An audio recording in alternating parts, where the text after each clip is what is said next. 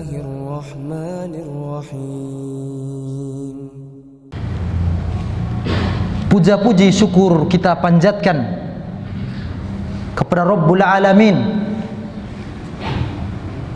yang telah membimbing langkah kita untuk berjalan di atas jalan ketaatan, serta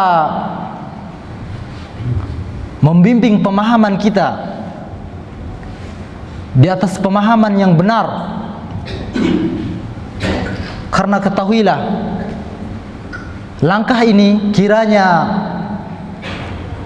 tidak diarahkan oleh Allah Subhanahu wa taala untuk berjalan di atas jalan ketaatan, niscaya langkah ini akan menghantarkan kita kepada dosa dan maksiat. Karena Allah Subhanahu wa taala berfirman, "Famadza ba'dal haqq illa dhalal." Maka tidak ada setelah kebenaran melainkan setelahnya adalah kebatilan. Jadi langkah ini kiranya kita tidak arahkan dia kepada kebenaran, maka langkah ini akan menjerumuskan kita kepada kebatilan.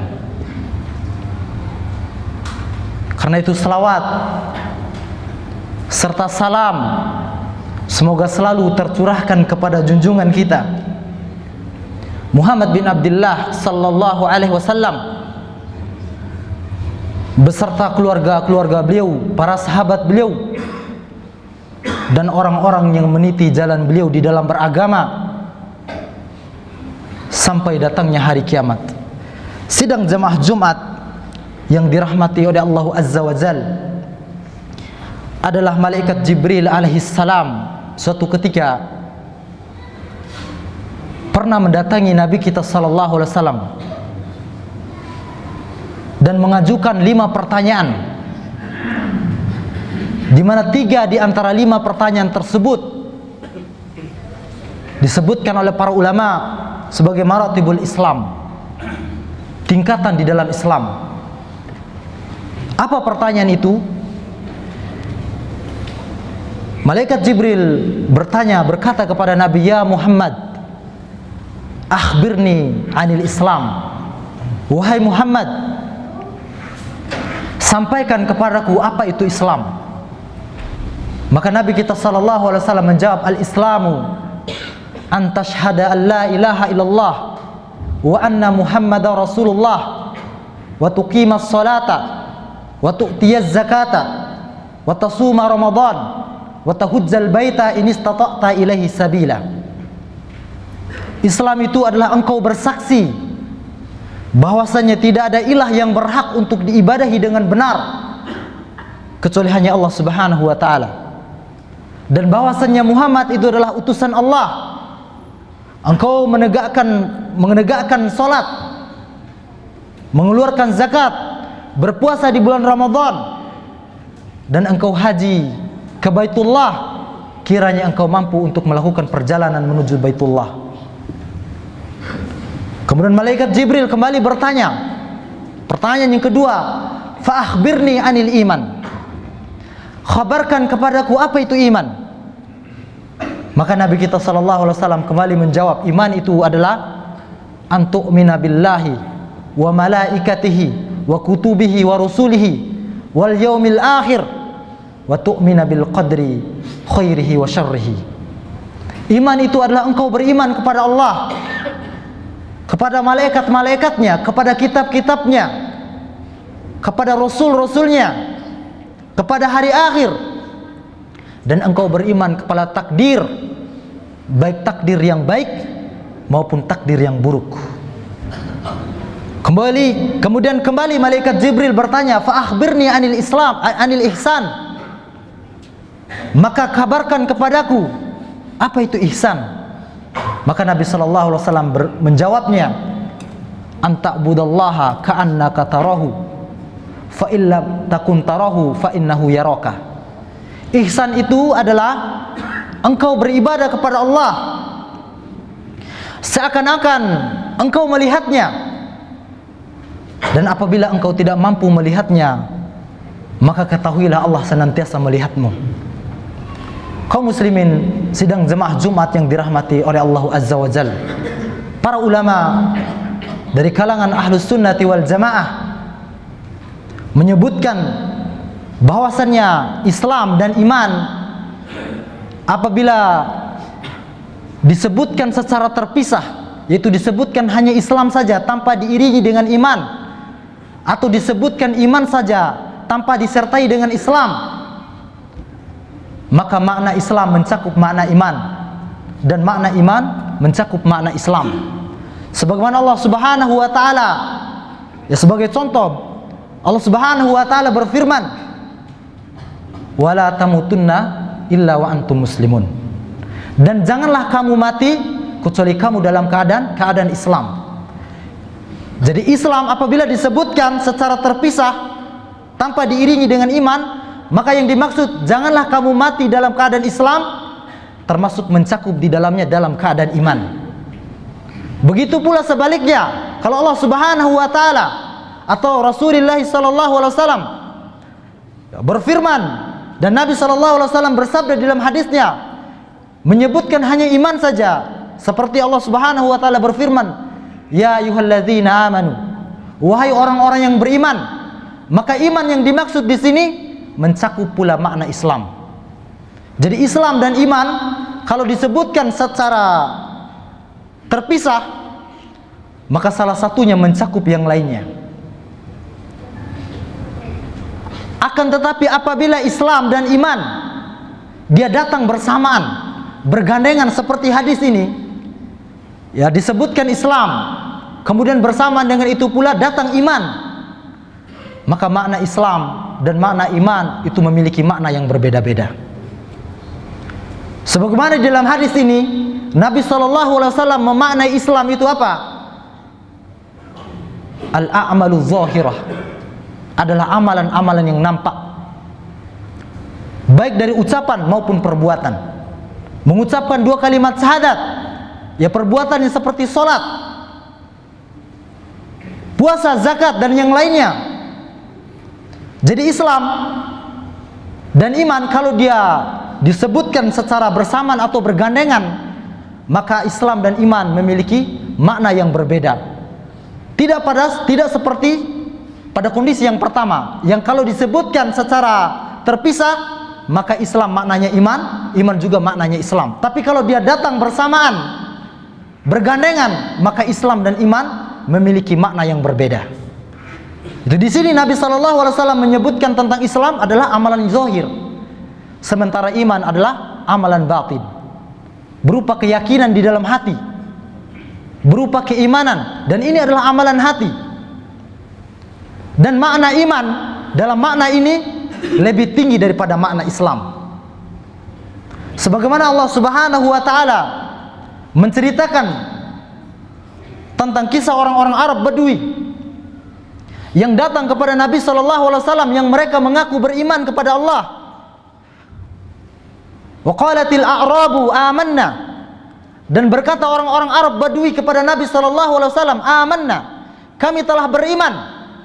Maka Allah Subhanahu wa taala berfirman kepada nabinya SAW, qul lam tu'minu, katakanlah wahai Muhammad kepada mereka, kepada orang Arab Badui tersebut, lam tu'minu, kalian itu belum beriman, walakin qulu aslamna, akan tetapi katakan kepada mereka, kepada orang-orang Arab Badui tersebut, katakanlah kami telah Islam. Kenapa? Walamma yadkhulul imanu fi qulubikum, karena iman itu belumlah tertancap kokoh di dalam dada-dada kalian. Jadi iman dalam makna ini lebih tinggi daripada Islam.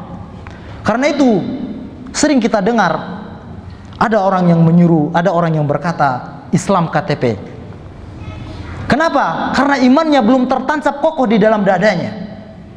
Dan Islam KTP itu kita lakopkan, kita nisbatkan itu kepada orang yang meninggalkan ketaatan.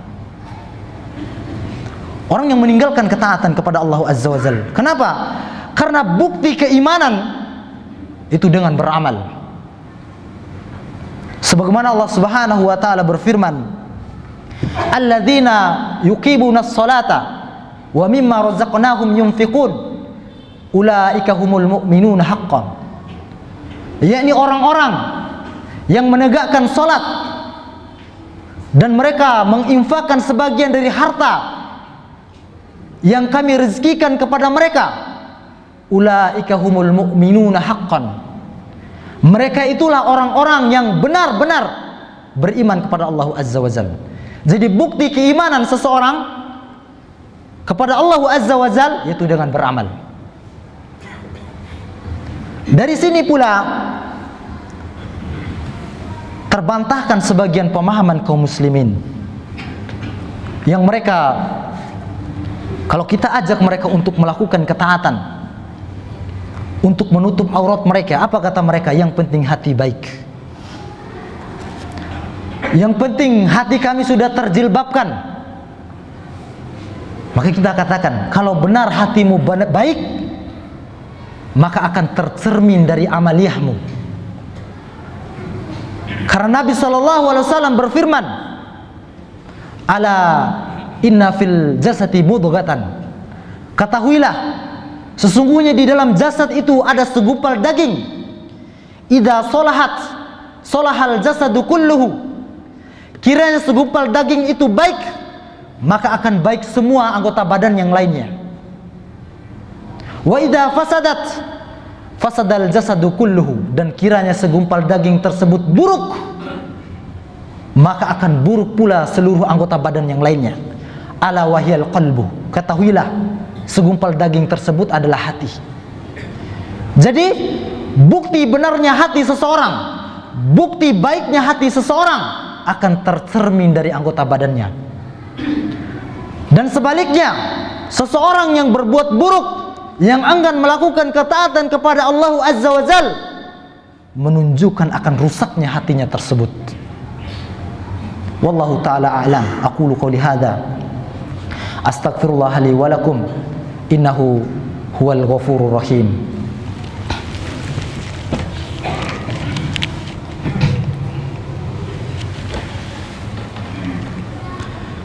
Alhamdulillah hamdan katsiran thayyiban mubarakan fih kama yuhibbu rabbuna wa yardah. Asyhadu an la ilaha illallah wahdahu la syarika lah wa asyhadu anna Muhammadan abduhu wa rasuluhu, amma ba'd. Sidang jamaah Jumat yang dirahmati oleh Allah Azza wa Jalla, pada khutbah yang pertama tadi kita menyebutkan tentang kedudukan Islam, di mana yang pertama adalah Islam, kemudian di atas Islam itu ada iman. Lalu pada khutbah yang terakhir ini, kedudukan yang tertinggi di dalam Islam adalah ihsan. Apa itu ihsan? Sebagaimana dalam hadis yang kita bacakan tadi, itu anta budallah ka'annaka tarahu. Ihsan itu adalah engkau beribadah kepada Allah seakan-akan engkau melihatnya. Dan apabila engkau tidak mampu melihatnya, maka ketahuilah Allah Subhanahu wa ta'ala senantiasa melihatmu. Artinya apa? Artinya ihsan itu adalah orang yang tenggelam dengan penuh keikhlasan di dalam beribadah kepada Allah Azza wa Jalla. Tenggelam dia bersama Allah Azza wa Jalla. Ini membantah sebagian pemahaman kaum muslimin yang mereka katakan kami ini sudah pada tingkat ma'rifat, tidak perlu lagi melakukan ini dan itu. Subhanallahil azim. Padahal sebenarnya apa? Sebenarnya semakin tinggi kedudukan seseorang di dalam Islam, semakin tenggelam dia bersama Allah Azza wa Jalla. Semakin larut dia dengan Allah Azza wa Jalla. Ini dia sahabat yang mulia, itu Abbad bin Bisr radhiyallahu anhu. Tatkala beliau menegakkan qiyamul lail dan qaddarullah, dari kejauhan ada musuh yang sedang mengintainya. Sehingga tatkala Abbad bin Bishr radhiyallahu anhu itu melaksanakan sholatnya, maka sang musuh tersebut melepaskan anak panahnya sehingga menembus tubuh Abbad bin Bishr radhiyallahu anhu. Akan tetapi keimanan yang tinggi, anak panah tersebut tidak membuatnya tergeming, tidak membuatnya bergeming dari sholatnya tersebut. Setelah dia mengeluarkan anak panah tersebut, dia tetap terus melanjutkan sholatnya. Kemudian sekali, dua kali, tiga kali tembusan, ya anak panah menembus tubuhnya. Setiap itu pula dia senantiasa khusyuk di dalam sholat. Sehingga tatkala beliau radhiyallahu anhu menyelesaikan sholatnya, kemudian dia membangunkan sahabatnya yang lain, itu Amr bin Yasir radhiyallahu anhuma.